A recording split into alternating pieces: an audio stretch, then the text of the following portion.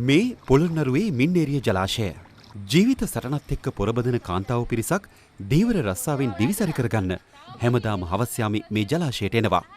මේ අය අතර ඉන්න ලාබාලම සමාජිකාව ශකුනි කෞශල්‍යා.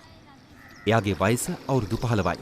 තාමත් පාසල් යන වයසේ පසු වුවත් ශකුනිට පාසල් ගමනට තිත තියන්න සිද්ධ වුණේ දීවරයෙක් වුණ ඇගේ පියාගේ මරණයත් එක්ක. ඒත් එක්කම ඇගේ මව වෙනත් විවාහයක් කරගත්තේ ශකුනිගේ හිස මත මහා මේරුවටත් වඩා විශාල බරක් පටවමින්.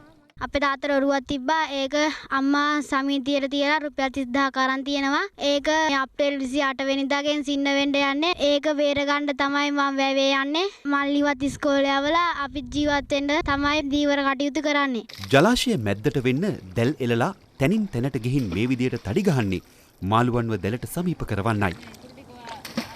ශකුනි අකමැත්තෙන් උනත් මේ රස්සාවේ නිරත වෙන්නේ ජීවිතය ජීවත් කරවන්න ඕන නිසාමයි. ඇය මේ විදිහට වන්දනාමාන කරලා ප්‍රාර්ථනා කරනව ඇත්තේ Tamanගේ දැලට මාළු ලැබෙන්න කියලා වෙන්නේ නැති. මේ දැලට අසුවන මසුන් එකතු කරගන්න ශකුනි යන්නේ පසුවදා පාන්දර. මේ එලපු දැලට අසුවෙන හුංගෝ බට්ටු වගේ කුඩා මසුන් තමයි ශකුනිලාගේ ජීවිතේ සරි කරවන්නේ. තමයි හත පහක් එව්වත් නාති නොකර පොඩි මාළු ඉස්කෝලේ වාගෙන ධෛර්යමත් පිරිමි දරුවෙකුට වඩා හොඳින් ජීවත් වෙන්න බලන දරුවෙක් තමයි.